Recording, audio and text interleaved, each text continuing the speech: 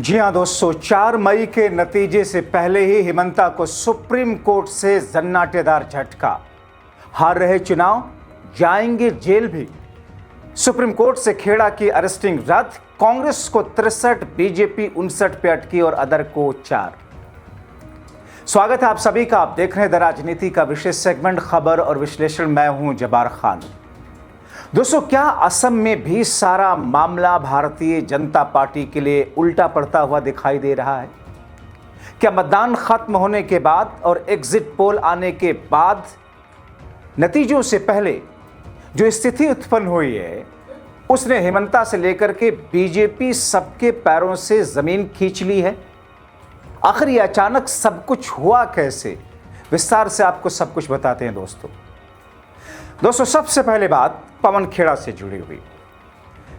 पवन खेड़ा मामले में हिमंता को सुप्रीम कोर्ट से झटका और पवन खेड़ा को बड़ी राहत देते हुए सुप्रीम कोर्ट ने क्या कहा उसे सुन लीजिए। देश की सबसे बड़ी अदालत ने कहा, यह मामला राजनीतिक प्रतिद्वंद्विता से प्रेरित है, इसलिए जरूरी है कि व्यक्तिगत स्वतंत्रता की रक्षा की जाए। दोस्तों, सुप्रीम कोर्ट ने यह कहते हुए कांग्रेस के वरिष्ठ नेता और मीडिया विभाग के प्रमुख पवन खेड़ा को जमानत दे दी उस मामले में जिसमें हुक्का पानी लेकर के हिमंता बिस्वा शर्मा उन्हें किसी भी तरीके से गिरफ्तार करना चाहते थे। उस मामले में जिसमें बीजेपी और असम के सीएम हिमंता ने राहुल के करीबी को गिरफ्तार कराने के लिए चुनाव आचार संहिता तक को तोड़ते हुए पुलिस भेज रखा था, जबकि उनके बारे में राहुल ने कहा था कि इंतजार कीजिए, चुनाव के बाद हिमंता को जेल भेजेंगे। दोस्तों, सुप्रीम कोर्ट की पीठ जिसमें जस्टिस जे.के. माहेश्वरी और जस्टिस ए.एस. चंद्रकर शामिल थे, उन्होंने गुवाहाटी हाई कोर्ट के उस आदेश को रद्द कर दिया जिसमें खेड़ा की जमानत याचिका खारिज की गई थी। अब दोस्तों, जैसे ही सुप्रीम कोर्ट का यह फैसला आया, कहा जा रहा है कि चुनाव आयोग और सारी एजेंसियां बीजेपी सरकार के हिसाब से ही काम कर रही थी। इसका एक जीता जागता प्रमाण सामने आ गया और सुप्रीम कोर्ट ने दे दिया, जिस पर खुद सुप्रीम कोर्ट ने मुहर भी लगा दी, जिससे हिमंता, मोदी, शाह समेत बीजेपी खिमा बौखलाया हुआ है। दोस्तों, जरा सोचिए, चुनाव के पीक समय में जब प्रचार प्रसार की जिम्मेदारी पवन खेड़ा को संभालनी थी, मगर उस समय बीजेपी सरकार और हिमंता ने क्या किया? जहन में रखिए कि चुनाव आचार संहिता लागू है, पुलिस भी चुनाव आयोग के अधीन है, फिर भी असम पुलिस दिल्ली आती है, जगह जगह छापेमारी करती है, पवन खेड़ा को गिरफ्तार करने की कोशिश करती है, जबकि चुनाव आचार संहिता लगी है। यहां भी जहन में रखिए, असम पुलिस उस समय चुनाव आचार की रिपोर्ट चुनाव आयोग को ही रिपोर्ट कर रही है, फिर भी उनकी फोर्स आती है पवन खेड़ा, जिनको असम बंगाल में प्रचार करना था, उनको गिरफ्तार करने के लिए भूखे शेर की तरह ठूठती है कि पवन मिले और उन्हें शाह की भाषा में उल्टा लटका दें। दोस्तों, इस पूरे मामले के बाद में पवन खेड़ा ने क्या किया? मामला तेलंगाना कोर्ट से राहत मिलने के साथ गुवाहाटी कोर्ट जाता है, जहां असम के गुवाहाटी कोर्ट से वही होता है जिसकी हिमंता को चाहत थी। मगर मतदान खत्म होते ही सुप्रीम कोर्ट ने हिमंता समेत पूरी बीजेपी खेमे को झटका दे दिया। कांग्रेस नेता पवन खेड़ा की अर्जी पर मामले को गंभीरता से सुनते हुए इंसाफ किया और जमानत दे दी। अग्रिम जमानत, मतलब सुप्रीम कोर्ट से हिमंता को तगड़ा झटका। इतना ही नहीं दोस्तों, एक और केस देखिए जिसमें मतदान खत्म होते ही अदालत से ममता के चुनाव प्रचार वाली एजेंसी, जिसे ईडी ने बंद करा दिया था, गिरफ्तारियां की थी, उसमें भी जमानत दे दी लोअर कोर्ट ने। दोस्तों, दरअसल सुप्रीम कोर्ट से कांग्रेस के प्रवक्ता पवन खेड़ा को यह कहते हुए अग्रिम जमानत दी कि मामला राजनीतिक प्रतिद्वंद्विता से प्रेरित है, इसलिए जमानत दी जा रही है। अब आप सोचिए कि राजनीतिक प्रतिद्वंद्विता से प्रेरित है यह मामला, मतलब हिमंता जानबूझ करके गिरफ्तार कराना चाहते थे, तथ्य नहीं थे।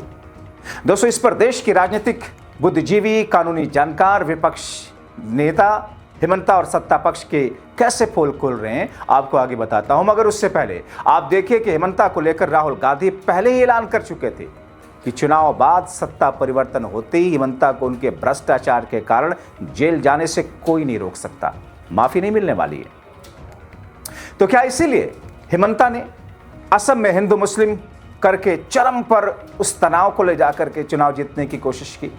क्या इसीलिए पवन खेड़ा को गिरफ्तार कराने की कोशिश की कि पवन खेड़ा असम में ना आ सकें, ताकि उनके ऊपर जो आरोप लगे उनको बल ना मिल सके और जनता की नजर में खुद को साफ सुथरा जताने की कोशिश हिमंता बिस्वा शर्मा कर सके, ताकि उनको वोट मिल जाए, सत्ता परिवर्तन ना हो, वरना उनको और उनकी पत्नी को जेल तो जाना पड़ेगा सत्ता परिवर्तन होते ही। मगर सत्ता परिवर्तन हो रहा है दोस्तों। आगे बहुत रोचक और अहम चीजें आपको बताने जा रहा हूं। उससे पहले आपको कुछ प्रतिक्रियाएं दिखाता हूं और बताता हूं, जिसे आप हेमंता मोदी शाह चुनाव आयोग का गठजोड़ समझिए। आम आदमी पार्टी के प्रवक्ता अनुराग ढांडा ने कहा कि खुद सुप्रीम कोर्ट ने माना कि पवन खेड़ा को जबरन गिरफ्तार वो करना चाहते थे पुलिस और उनकी एजेंसी। हेमंता राजनीतिक प्रतिद्वंद्विता के कारण उन्होंने मामला बनाया। इसका मतलब यह है कि बीजेपी का मकसद एजेंसियों और कानून का इस्तेमाल करके चुनाव को प्रभावित करना है। कैसे चुनाव में विरोधी पार्टियों को डराया जाए, चुनाव आयोग की शाह पर पूरी एजेंसियों को टूल बना लिया। तो क्या एक बार फिर स्पष्ट होता है कि बीजेपी सारी एजेंसियों का दुरुपयोग करती है? होता ही है। इसके दो उदाहरण हैं, एक पवन खेड़ा वाला केस और एक पश्चिम बंगाल में आईपैक, ममता बनर्जी की वो एजेंसी जो उनका चुनाव मैनेजमेंट देख रही थी, जिसे ईडी ने इनके ऊपर रेड किया। चुनाव के समय क्या हुआ आपने देखा। ईडी ने 10 दिन पहले आईपैक के लोगों को गिरफ्तार किया, ममता बनर्जी के पूरे कैंपेन को ठप करने का प्रयास किया, सारे कर्मचारियों को जबरदस्ती लीव पर भेजा, चुनाव में कैंपेन को प्रभावित करने की हर संभव कोशिश की और फिर मतदान होते ही आईपैक को जमानत मिल गई। उधर मतदान खत्म, उधर जमानत, और उसका विरोध तक ईडी ने नहीं किया। दोस्तों, दरअसल ये सब कुछ जिस क्रोनोलॉजी के तहत हो रहा है, जो आरोप लगते हैं, अब इन सबको जहन में रख करके देखिए। मगर दोस्तों, मतदान खत्म होने के बाद, एग्जिट पोल आने के बाद कुछ दूसरी एजेंसियों ने जो स्थिति उत्पन्न की है, जो दिखाया है दोस्तों, उसका मैं आंकड़ा आपको दिखा देते। और क्यों कह रहा हूं कि हेमंता को जेल जाना पड़ेगा। देखिए, कुछ जमीनी आंकड़े और एक मई आते आते इस एग्जिट पोल के नए आंकड़े के मुताबिक, जो ग्राफिकली आपको दिखा रहा हूं, कांग्रेस पार्टी को 63 सीटें, मतलब पूर्ण बहुमत, बीजेपी को 59 सीटें, मतलब पूर्ण बहुमत से 4 सीट कम, और अदर्स के खाते में 4 सीटें। अब अगर बीजेपी कांग्रेस के लोगों को तोड़ना भी चाहती है, कितना तोड़ पाएगी, कितना लाएगी?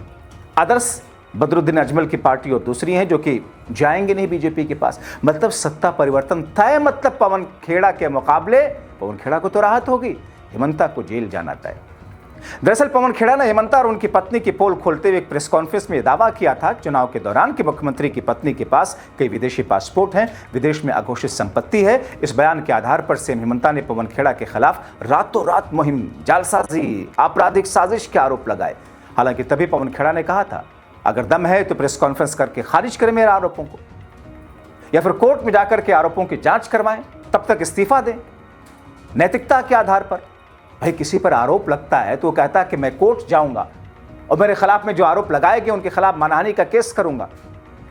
कोर्ट फैसला देगी ना, या पुलिस से आप उठवा लोगे उनको। पवन खेड़ा ने कहा था कि राजनीतिक बदले के तहत ही इस भावना से मेरे खिलाफ मामला दर्ज कराया गया, मेरी गिरफ्तारी कराना चाहता ताकि असम और बंगाल में प्रचार ना करूं, ताकि हेमंता और उनकी पत्नी की पोल ना खुले, जनता उनकी सच्चाइयों से वाकिफ ना हो।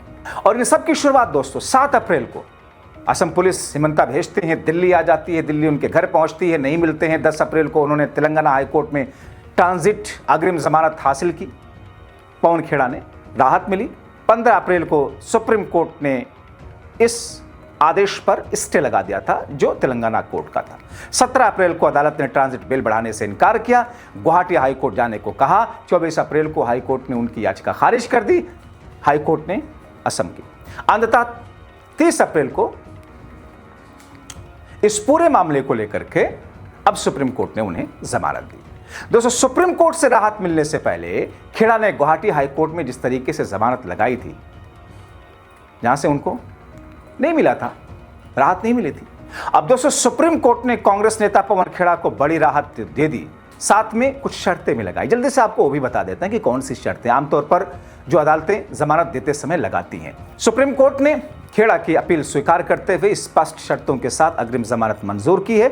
निर्देश दिया कि अगर गिरफ्तारी होती भी है तो उन्हें जांच अधिकारी द्वारा तय की गई शर्तों के साथ ही रिहा किया जाएगा। इसके साथ ही खेड़ा को जांच में पूरा सहयोग करना होगा, जरूरत पड़ने पर पुलिस के सामने पेश होना होगा। सुप्रीम कोर्ट ने यह भी किया साफ कि वो किसी भी गवाह को प्रभावित करने या सबूतों से छेड़छाड़ करने का प्रयास नहीं करेंगे। इसके अलावा बिना सक्षम अदालत की पूर्व अनुमति के उन्हें देश छोड़ने की इजाजत नहीं होगी। सभी शर्तें जांच प्रक्रिया को निष्पक्ष और पारदर्शी बनाए रखने के उद्देश्य से लगाई गई हैं ताकि मामले की जांच पर कोई असर न पड़े। दोस्तों, ये वो शर्तें हैं जो आमतौर पर कोर्ट किसी भी जमानत मामले में जमानत देते हुए शर्तें लगाती हैं, और यहां तो अग्रिम जमानत है। होता क्या है दोस्तों, दरअसल आमतौर पर किसी केस में पुलिस द्वारा केस रजिस्टर करने के बाद गिरफ्तारी होती है, उसके बाद जेल जाने के बाद जमानत की अर्जी लगाई जाती है, फिर जमानत मिलती है या नहीं मिलती है। मगर कुछ मामले ऐसे होते हैं, खासतौर पर जैसे राजनीतिक बदले वाले मामले, जैसे कि ये केस जिसमें एक सरकार ने केस दर्ज करा लिया, गिरफ्तार करने के लिए उतावली होगी, तो मतलब गिरफ्तारी से पहले अब ये जो जमानत मिली है उसको अग्रिम जमानत कहते हैं। तो दोस्तों, अभी तक जो 29 अप्रैल से एग्जिट पोल देख देख कर छाती चौड़ी कर रहे थे हेमंता, अब उनकी छाती दुबक करके 56 इंच की बजाय 26 की ना हो गई हो। राहुल ने जो ऐलान किया था वो ऐलान वो पूरा होता हुआ दिख रहा है। तो फिर इंतजार कीजिए 4 मई, और 4 मई के बाद हेमंता की जगह वो जो आपको शीर्षक में सलाखों के पीछे दिख रहा है या मेरे पीछे, आप क्या सोचते हैं? अपनी राय कमेंट बॉक्स में जरूर लिखें।